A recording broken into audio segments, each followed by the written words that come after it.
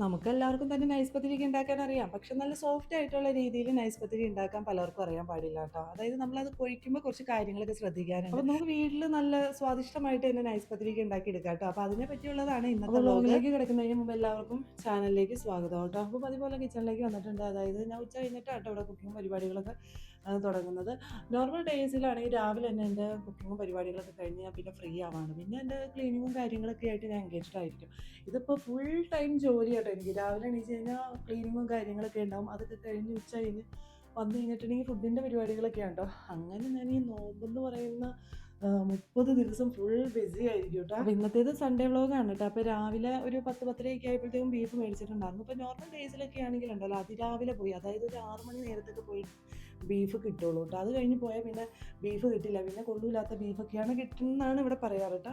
അപ്പോൾ ഇന്ന് ഒരു 10-10:30 ആയപ്പോൾ പോയി വന്നപ്പോൾ നല്ല ബീഫൊക്കെ കിട്ടിയിട്ടുണ്ട്. കാരണം ഇപ്പോൾ നോമ്പായതുകൊണ്ട് തന്നെ എല്ലായിടത്തും നല്ല ബീഫൊക്കെ കൊടുക്കും. അത് കുറേ ലേറ്റ് ആയിട്ടാണെങ്കിലും ബീഫ് സെയിൽ ചെയ്യുന്നുണ്ട്, അതുകൊണ്ടായിരിക്കും കേട്ടോ. എന്നിട്ട് ഞാൻ നേരെ കൊണ്ടുവന്നത് ഫ്രിഡ്ജിൽ വെച്ചിട്ടുണ്ടായിരുന്നു. അപ്പോൾ പിന്നെ എൻ്റെ ഉച്ച കഴിഞ്ഞിട്ടാട്ടെ ഞാൻ ഈ പരിപാടികളിലേക്കൊക്കെ വന്നത്. അപ്പോൾ ഞാൻ എടുത്ത് നോക്കിയപ്പോൾ ബീഫ് കട്ട് ചെയ്തിട്ടുണ്ട്. ഞാൻ നോക്കിയപ്പോൾ ഈ ബീഫ് ഈ ബിരിയാണിക്ക് വേണ്ടിയിട്ടുള്ള ആ ഒരു വലിപ്പത്തിലായിരുന്നു കേട്ടോ. എന്നാൽ പിന്നെ അത് അത്രയും വലിയ കഷ്ണങ്ങളെടുത്ത് കറി വെക്കേണ്ട കാര്യമില്ല. പത്തിരിക്കാകുമ്പോൾ ചെറിയ പീസസ് മതിയില്ല. അപ്പോൾ പിന്നെ ആ വലിയ പീസിനെ ഞാൻ ചെറിയ പീസാക്കിയിട്ട്, അതായത് ഒരു വലിയ ബഡ പീസാണ്. അപ്പോൾ അത് ചെറിയ പീസാക്കി കഴിഞ്ഞിട്ടുണ്ടെങ്കിൽ ഒരു 3-4 പീസൊക്കെ കിട്ടും കേട്ടോ. അപ്പോൾ അങ്ങനെ ചെറുതാക്കി അതൊക്കെ ഒന്ന് കട്ട് ചെയ്തെടുത്തിട്ടുണ്ട്. പിന്നെ നേരെ വന്നിട്ട് ഉള്ളിയൊക്കെ ഒന്ന് നന്നാക്കി എടുക്കുകയാണേ. അപ്പോൾ കട്ട് ചെയ്ത ബീഫിനെ ഞാൻ വെള്ളത്തിൽ കുറച്ച് നേരം സോക്ക് ചെയ്ത് വെക്കും കേട്ടോ. കാരണം എന്താണെന്ന് വെച്ചിട്ടുണ്ടെങ്കിൽ ഈ ബീഫിലൊക്കെ ഈ ബ്ലഡ് കോട്ട് ചെയ്ത് വെക്കും. പ്രത്യേകിച്ച് ഈ ചിക്കൻ ആയാലും ബീഫായാലും നമ്മൾ കട്ട് ചെയ്ത് വീട്ടിൽ കൊണ്ടുവരുമ്പോൾ അതിലിങ്ങനെ ബ്ലഡ് കോട്ട് ചെയ്തിരിക്കുന്നുണ്ടാവില്ല. അത് എത്ര കഴുകിയാലും പോകില്ല. കുറേ നേരം ഇങ്ങനെ ആയിട്ട് കഴുകി നമുക്ക് കുറേ നേരം അങ്ങോട്ട് എടുക്കും. അപ്പോൾ അത് പെട്ടെന്ന് കഴുകി ആ ബ്ലഡ് കോട്ട് ചെയ്ത് പെട്ടെന്ന് പോകണമെങ്കിലുണ്ടല്ലോ നമ്മളൊരു കുറച്ച് ഒരു 10-15 മിനിറ്റ് നേരം ഇതുപോലെ വെള്ളത്തിൽ സോക്ക് ചെയ്തിട്ടാൽ മതി. അപ്പോൾ അങ്ങനെ സോക്ക് ചെയ്തിടുമ്പോണ്ടല്ലോ കുറച്ച് കഴിയുമ്പോൾ ആ ബ്ലഡ് കോട്ടായ പോർഷനൊക്കെ ഇങ്ങനെ റിമൂവ് ആയി പോകുന്നതൊക്കെ ആയിട്ട് കാണാം കേട്ടോ. പിന്നെ ഞാൻ കൊച്ചുള്ളി, സവാള, തക്കാളി, ഇഞ്ചി, വെളുത്തുള്ളി അതൊക്കെ നന്നാക്കി എടുക്കുകയാണ്. ഇഞ്ചി, പച്ചമുളക്, വെളുത്തുള്ളിയൊക്കെ ഞാൻ നന്നായിട്ട് ചതച്ചെടുക്കും കേട്ടോ. ചതച്ചെടുക്കുമ്പോഴാണ് അതിൻ്റെ കറക്റ്റ് ഫ്ലേവർ നമുക്ക് കിട്ടുള്ളൂ കേട്ടോ. അരിയുമ്പോൾ ആ ഫ്ലേവർ കിട്ടില്ല. എനിക്കറിയില്ല കേട്ടോ. ഞാൻ അങ്ങനെ ചതച്ചാണ് പൊതുവേ അങ്ങനെ എടുക്കാറ്. അതിപ്പോൾ തോരൻ ഉണ്ടാക്കുകയാണെങ്കിലും ഞാൻ ഉള്ളിയും വെളുത്തുള്ളിയും കൂടി ഇങ്ങനെ ചതച്ചെടുക്കും കേട്ടോ. ചതച്ചെടുക്കുമ്പോഴാണ് കുറച്ചും കൂടി ടേസ്റ്റ് എന്നാണ് എനിക്ക് പലപ്പോഴും തോന്നിയിട്ടുള്ളത്. പിന്നെ അതേ ബീഫൊക്കെ ഒന്ന് കഴുകിയെടുക്കാൻ കേട്ടോ. എപ്പോഴും ബീഫ് കറി ഉണ്ടാക്കുന്നു, അതിൻ്റെ റെസിപ്പീസൊക്കെ ഞാൻ ഓൾറെഡി അപ്ലോഡ് ചെയ്തിട്ടുണ്ട്. അതായത് ഞാൻ എൻ്റെ ഷോർട്സിൽ പലപ്പോഴും ഞാനിങ്ങനെ ചിക്കൻ കറി വയ്ക്കുന്നതും ബീഫ് കറി വയ്ക്കുന്നതൊക്കെ കാണിച്ചിട്ടുണ്ട്. അതുകൊണ്ട് അതിൻ്റെ റെസിപ്പിയോ കാര്യങ്ങളൊന്നും ഞാൻ പറയുന്നില്ല കേട്ടോ. ഇന്നും മൊത്തത്തിൽ ഞാൻ എൻ്റെ റെസിപ്പി എന്ന് പറയുന്നത് പത്തിരിയാണ്. പലരും ഇങ്ങനെ പത്തിരി ഉണ്ടാക്കാറുണ്ട്, പക്ഷേ എത്രയൊക്കെ ഉണ്ടാക്കിയാലും അത് സോഫ്റ്റ് ആവാറില്ല. അപ്പോൾ സോഫ്റ്റ് ആയാലും അത് ചുടണ സമയത്ത് പൊന്തിച്ച് വരില്ല, അങ്ങനെയൊക്കെ പലവരും കംപ്ലൈൻറ്റ് പറയാറുണ്ട് കേട്ടോ. അപ്പോൾ അങ്ങനെയുള്ളവർക്കും കൂടി ഉപകാരപ്പെട്ടോട്ടെ എന്ന് വിചാരിച്ചിട്ടാണ് എൻ്റെ ഇന്നത്തെ വ്ളോഗ്. അതിനതേ മസാലയൊക്കെ തേച്ചിട്ട് ഞാൻ നന്നായിട്ട് മിക്സ് ചെയ്ത് കൊടുക്കുന്നുണ്ട് കേട്ടോ. മിക്സ് ചെയ്തിട്ട് ഒരു 10-15 മിനിറ്റ് നേരെ ഈ ബീഫ് ഇങ്ങനെ വയ്ക്കുകയാണെങ്കിൽ നന്നായിട്ട് മസാലയൊക്കെ ഇറങ്ങി പിടിക്കും. എനിക്ക് അതിനൊന്നും നേരമൊന്നുമില്ല കേട്ടോ. അതുകൊണ്ട് അങ്ങനെ തന്നെ മസാല പിടിക്കാനൊന്നും നിന്നില്ല. എന്നെ നേരെ കൊണ്ടുവന്നിട്ട് അങ്ങോട്ട് അടുപ്പത്തേക്ക് വെച്ചിട്ട് അതിൻ്റെ ബീഫിനുള്ള മസാല തയ്യാറാക്കിക്കൊണ്ടിരിക്കുകയാണ് കേട്ടോ. പിന്നെ അതിനായിട്ട് ഞാൻ തേങ്ങ ഒന്ന് പൊതിച്ചെടുക്കുകയാണ്. തേങ്ങാപ്പാൽ വേണം ഇവിടെ പത്തിരി ഉണ്ടാക്കുമ്പോൾ ഉണ്ടല്ലോ, തേങ്ങാപ്പാൽ നിർബന്ധമാണ് കേട്ടോ. തേങ്ങാപ്പാൽ എക്സ്ട്രാ തേങ്ങാപ്പാലും വേണം. അതുപോലെ തന്നെ ബീഫിന് നന്നായിട്ട് തേങ്ങാപ്പാലൊക്കെ ചേർത്ത് നല്ല കുറുക്കി എടുക്കണം കേട്ടോ. അങ്ങനെയും കൂടി പത്തിരി പറയുകയാണെങ്കിൽ പത്തിരി തേങ്ങാപ്പാലിൽ, അതായത് ബീഫ് കറിയിൽ ഇങ്ങനെ മുങ്ങിക്കിടക്കൂലേ, അതുപോലെ മുങ്ങിക്കിടക്കണം. അതാണ് ഇവിടെ കൂടുതൽ പോകാൻ. ഇനി പത്തിരിയുടെ പണി അവിടെ സ്റ്റാർട്ട് ചെയ്യണം കേട്ടോ. അപ്പോൾ ഞാനൊരു 4-5 ഗ്ലാസോളം വെള്ളം ഇതിലേക്ക് ഒഴിച്ചു കൊടുത്തിട്ടുണ്ട്. അപ്പോൾ കറക്റ്റായിട്ട് എനിക്കറിയില്ല. ഞാൻ ഇപ്പോൾ ഈ വ്ളോഗ് എടുക്കാൻ നേരത്തെ ഗ്ലാസ്സിൽ അളന്നല്ല കേട്ടോ വെള്ളം എടുത്തത്. ഞാൻ ഇപ്പോൾ കുറേ വർഷങ്ങളായിട്ട് ഇങ്ങനെ പത്തിരി ഉണ്ടാക്കുന്ന ഒരാളായതുകൊണ്ട് നമുക്ക് ഇങ്ങനെ അറിയാം, ഒരു ഊഹം വെച്ചിട്ട് വെള്ളം എടുക്കും. അപ്പോൾ ആ വെള്ളമാണ് ഞാൻ ഒഴിച്ചെടുക്കുന്നത്. അപ്പോൾ നിങ്ങൾക്ക് ഇപ്പോൾ ഒരു ഗ്ലാസ് പൊടി എടുക്കണമെങ്കിൽ 1.5 ഗ്ലാസ് വെള്ളം ആ ലെവലിൽ എടുക്കാൻ ശ്രമിക്കുക. പിന്നെ പൊടി സെലക്ട് ചെയ്യുമ്പോൾ നല്ല ബ്രാൻഡിൻ്റെ തന്നെ സെലക്ട് ചെയ്യുക കേട്ടോ. നല്ല സോഫ്റ്റ് ആവുന്ന നല്ല സോഫ്റ്റ് പൊടി, നല്ല വൈറ്റ് ആയിട്ടുള്ള പൊടി തന്നെ ചൂസ് ചെയ്യാൻ ശ്രദ്ധിക്കുക. പലപ്പോഴും നമ്മൾ സോഫ്റ്റ് പൊടി എന്നൊക്കെ പറഞ്ഞ് മേടിക്കുമ്പോൾ നമ്മൾ ഉണ്ടാക്കി കഴിയുമ്പോഴായിരിക്കും സോഫ്റ്റ് അല്ല ഹാർഡാന്ന് മനസ്സിലാവുന്നത്. അപ്പോൾ നമ്മൾ എന്ത് പൊടിയാണ് മേടിക്കുന്നതെങ്കിലും നമ്മൾ ആദ്യം തന്നെ അതുകൊണ്ട് അപ്പം, ഇടിയപ്പം അങ്ങനെയൊക്കെ ഉണ്ടാക്കൂലേ, അങ്ങനെ ഉണ്ടാക്കി നോക്കാം. അപ്പോൾ തന്നെ മനസ്സിലാവും പൊടി സോഫ്റ്റ് ആണോ ഹാർഡാണോ എന്നൊക്കെ ഉള്ളത്. അതിന് ശേഷം മാത്രം പത്തിരി ഉണ്ടാക്കാൻ ശ്രദ്ധിക്കുക. അപ്പം ഞാൻ വെള്ളം എടുത്തതിൻ്റെ കണക്കൊന്നും എനിക്ക് ഓർമ്മയില്ലാട്ടെ. കാരണം ഞാൻ വർഷങ്ങൾക്ക് മുമ്പ് തുടങ്ങി പത്തിരി ഉണ്ടാക്കുന്ന ആളായതുകൊണ്ട് തന്നെ എനിക്ക് ഏകദേശം ഒരു കണക്കുണ്ട്. അപ്പോൾ ഞാൻ ഏകദേശം കണക്ക് വെച്ചാണ് ഞാൻ ചെരുവത്തിലേക്ക് വെള്ളം ഒഴിച്ചു കൊടുത്തത്. പിന്നെ പൊടി എടുത്തപ്പോൾ ഞാനൊരു 4 ഗ്ലാസ് പൊടി എടുത്തിട്ടുണ്ട് കേട്ടോ. എൻ്റെ ഗ്ലാസ് എന്ന് പറഞ്ഞത് ചെറിയ ഗ്ലാസ്സാണ്. അപ്പോൾ ഞാൻ ഇടയത്തായത്തേക്കും നോമ്പ് തുറക്കണ നേരത്തേക്കും കൂടി, അതായത് 2 നേരത്തേക്കും കൂടിയുള്ള പത്തിരിയായിട്ട് ഉണ്ടാക്കിക്കൊണ്ടിരിക്കുന്നത്. അപ്പോൾ ഞാൻ വെള്ളം ഒഴിച്ചു കൊടുത്തപ്പോൾ തന്നെ ഞാൻ ഉപ്പും കൂടി ഇട്ട് കൊടുത്തിട്ടുണ്ടായിരുന്നു. പിന്നെ വെള്ളം തിളയ്ക്കുന്ന ആ ടൈമിൽ കുറച്ച് വെളിച്ചെണ്ണയും കൂടി ഒഴിച്ചു. വെള്ളത്തിൽ ഇതുപോലെ വെളിച്ചെണ്ണ ഒഴിച്ചു കൊടുക്കുമ്പോൾ തന്നെ പൊടി മാക്സിമം സോഫ്റ്റ് ആവേണ്ടത് തന്നെയാണ് കേട്ടോ. പിന്നെ പൊടിയുടെ ഒരു നേച്ചർ അനുസരിച്ചിരിക്കും പത്തിരിയുടെ സോഫ്റ്റ്നെസ്സും കാര്യങ്ങളൊക്കെ വരുന്നത് കേട്ടോ. അപ്പോൾ ഞാൻ 2 പ്രാവശ്യമായിട്ട് ഇങ്ങനെ പരന്ന പാത്രത്തിലേക്ക് ഇട്ട് കൊടുക്കുന്നുണ്ട്. എന്നിട്ടാണ് ഞാൻ ഉരുട്ടി എടുക്കുന്നത്, അതായത് കുഴച്ചെടുക്കണം. ഇതിൻ്റെ കുഴയിലാണ് ഇത് പൊടി നന്നായിട്ട് സോഫ്റ്റ് ആവണം കേട്ടോ. ഒരു 10-15 മിനിറ്റോളം കുഴക്കുകയാണെങ്കിൽ പൊടി അത്രയ്ക്ക് നല്ല സോഫ്റ്റായിട്ട് കിട്ടും. പിന്നെ കുഴക്കുന്ന ടൈമിൽ ഞാൻ അടുത്തൊരു ചെറിയ പാത്രത്തിൽ തണുത്ത വെള്ളം വെച്ചിട്ടുണ്ട് കേട്ടോ. അപ്പോൾ ഇങ്ങനെ കുഴയ്ക്കുമ്പോൾ നല്ല ചൂടോട് കൂടി തന്നെ കുഴക്കണം. അപ്പോൾ കൈ ഇടയ്ക്ക് ഇങ്ങനെ പൊള്ളൂട്ടോ. അപ്പോൾ പൊള്ളൽ ആ ചൂടിൻ്റെ കാഠിന്യം കൊണ്ട് ഞാൻ ഇടയ്ക്ക് ആ ചൂടൊന്ന് മാറ്റണമെന്ന് കരുതിയിട്ട് ആ പാത്രത്തിൽ തണുത്ത വെള്ളത്തിൽ കൈ ഇങ്ങനെ കൊണ്ടുവന്ന് കുത്തൂട്ടാ. കുത്തി ഞാനിങ്ങനെ കുഴച്ചെടുക്കുകയാണ്. കുറേശ്ശെ കുഴച്ചെടുത്തിട്ടുണ്ടല്ലോ, അതിൽ നിന്ന് കുറച്ച് സ്പ്ലിറ്റ് ആക്കിയിട്ട് ഞാനിങ്ങനെ പാമ്പിൻ്റെ ഷേപ്പിൽ ഇങ്ങനെ നീളത്തിൽ ഇങ്ങനെ ഉരുട്ടി എടുക്കും കേട്ടോ. എന്നിട്ട് അതിൽ നിന്ന് ഇങ്ങനെ സെപ്പറേറ്റ് ആയിട്ട് ഇങ്ങനെ പിച്ച് പറിച്ച് ഇങ്ങനെ ഓരോ ഉണ്ടയുടെ ഷേപ്പിൽ, അതായത് എത്ര വലിപ്പത്തിൽ പത്തിരി വേണമെന്ന് വെച്ചാൽ ആ പത്തിരിയുടെ വലിപ്പത്തിലുള്ളത് ഞാനിങ്ങനെ ഉണ്ട കുത്തിയെടുക്കും. പക്ഷേ ഞാൻ ഉണ്ട കുത്തിയെടുക്കില്ല, ഞാൻ അതിൽ ഇങ്ങനെ പിച്ചെടുക്കണുള്ളൂ കേട്ടോ. കാരണം ഉണ്ട കുത്തിയെടുക്കുമ്പോഴത്തേക്ക് ഒത്തിരി സമയമാവും. ഞാൻ തന്നെയാട്ടോ വീഡിയോ എടുക്കുന്നത് ഇത് ചെയ്യുന്നത്. അപ്പോൾ പിന്നെ നമുക്കിങ്ങനെ അത് പ്രോപ്പർ ഉണ്ട ഷേപ്പിൽ ഇങ്ങനെ ഉരുട്ടി എടുക്കാൻ പറ്റാത്തതുകൊണ്ടാണ് കേട്ടോ. ആക്ച്വലി ഞാനത് പിച്ചി പറിച്ചാണ് അങ്ങനെ വച്ചിരിക്കുന്നത്. ഒരു നമ്മുടെ പത്തിരിയുടെ ആവശ്യത്തിനുള്ള വലിപ്പത്തിനനുസരിച്ചാണ് ഞാൻ അങ്ങനെ കട്ട് ചെയ്ത് വെച്ചിരിക്കുന്നത് കേട്ടോ.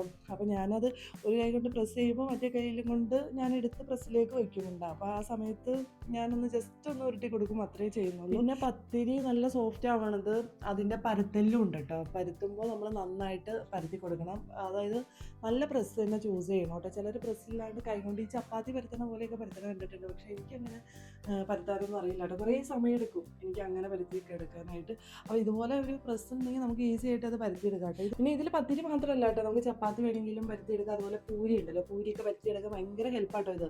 അപ്പോൾ ഇങ്ങനെ ഒരു പ്രോഡക്റ്റ് മേടിച്ച് വയ്ക്കുകയാണെങ്കിൽ എല്ലാവർക്കും ഹെൽപ്പ് ചെയ്യും.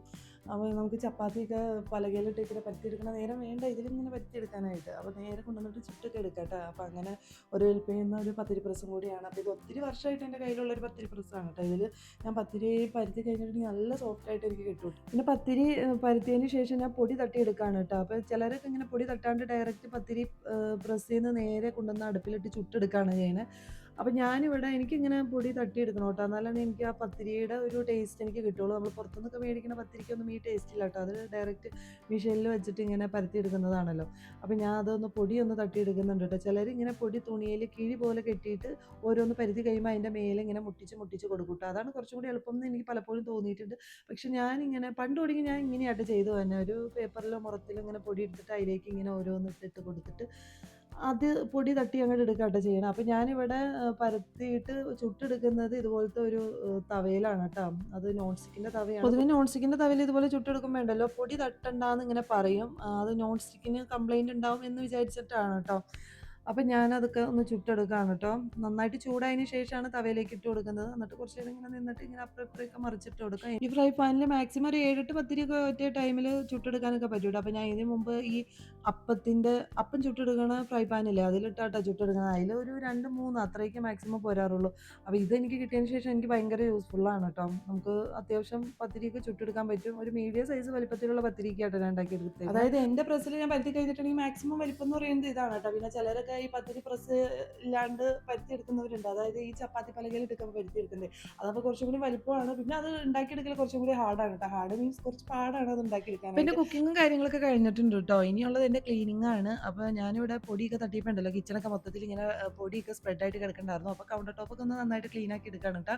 അപ്പോൾ ഞാനിവിടെ രാവിലെയും വൈകിട്ടൊക്കെ ഇങ്ങനെ ക്ലീൻ ആക്കുന്നുണ്ട്. ഇപ്പോൾ രാവിലെ നമുക്ക് ക്ലീനിങ് വരും കേട്ടോ. അതെന്താണെന്ന് വെച്ചിട്ടുണ്ടെങ്കിൽ നമ്മൾ ഇടയത്തായം ഫുഡ് കഴിക്കുമ്പോൾ അതിൻ്റെ പാത്രവും കുക്ക് ചെയ്ത പോർഷനൊക്കെ ഉണ്ടാവും. അപ്പോൾ അതൊക്കെ കഴുകി ക്ലീൻ ആക്കണമല്ലോ, അപ്പോഴും ക്ലീൻ ആക്കും.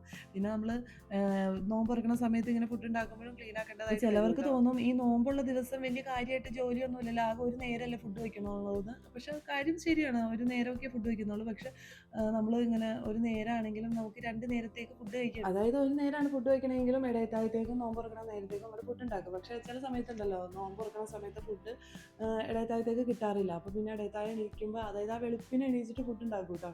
അപ്പോൾ നമ്മൾ തട്ടിക്കൂട്ടി എന്തെങ്കിലും നിസ്സാരത്തിൽ എളുപ്പത്തിൽ ഉണ്ടാക്കാൻ പറ്റുന്ന ഫുഡ് ഐറ്റംസൊക്കെ അങ്ങനെ ഉണ്ടാക്കും, അങ്ങനെയൊക്കെ ചെയ്യണം. അപ്പോൾ ഞാൻ ഫുഡ് ഉണ്ടാക്കുന്ന സമയത്ത് എന്തായി എന്നൊക്കെ അന്വേഷിക്കാനായിട്ട് ഒരാൾ വന്ന് നിന്ന് നോക്കുന്നുണ്ടായിരുന്നു കേട്ടോ.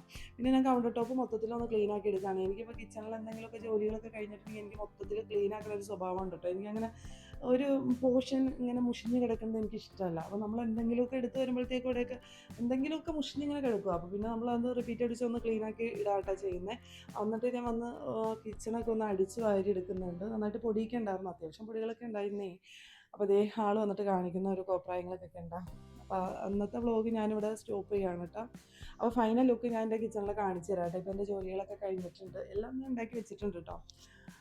അപ്പോൾ ഇതാണ് എൻ്റെ കിച്ചണിൽ. എനിക്ക് എപ്പോഴും കിച്ചൺ ഇതുപോലെ ഇരിക്കണം കേട്ടോ. എൻ്റെ ജോലികളൊക്കെ കഴിഞ്ഞ് കഴിഞ്ഞാൽ എൻ്റെ കിച്ചൺ ഇതുപോലെ ഇരിക്കണം. അത് ഈ കിച്ചണിൽ ഇങ്ങനെ ഇരിക്കുമ്പോഴാണ് എനിക്കൊരു സമാധാനം. ഞാൻ കൂടുതലും കിച്ചണിലാട്ടോ ഇരിക്കുന്നത്. എൻ്റെ കുക്കിംഗ് പരിപാടികളൊക്കെ കിച്ചണിലാണെങ്കിലും ആ പരിപാടികളൊക്കെ കഴിഞ്ഞതിന് ശേഷം ഞാൻ സ്പെൻഡ് ചെയ്യുന്നത് കിച്ചണിൽ തന്നെയാണ് കേട്ടോ. എൻ്റെ യൂട്യൂബിൻ്റെ പരിപാടികളൊക്കെ ആണെങ്കിൽ എൻ്റെ പേഴ്സണലായിട്ടുള്ള എല്ലാ കാര്യങ്ങളും ഞാൻ ചെയ്യുന്നത് എൻ്റെ ഓപ്പൺ കിച്ചണിൽ ഇരുന്നുകൊണ്ടാണ്. സത്യം പറഞ്ഞാൽ ഓപ്പൺ കിച്ചണാണ് എൻ്റെ സാമ്രാജ്യം. ഓപ്പൺ കിച്ചൺ മാത്രമല്ല, എൻ്റെ കിച്ചണാണ് എൻ്റെ സാമ്രാജ്യം എന്ന് പറയാം. അപ്പോൾ ഞാൻ ഇന്നത്തെ വ്ളോഗ് ഇവിടെ സ്റ്റോപ്പ് ചെയ്യാണ് മക്കളെ. ഇനി മറ്റൊരു വ്ളോഗായിട്ട് വരാം. അതുവരേക്കും എല്ലാവർക്കും ഓക്കെ, ബൈ.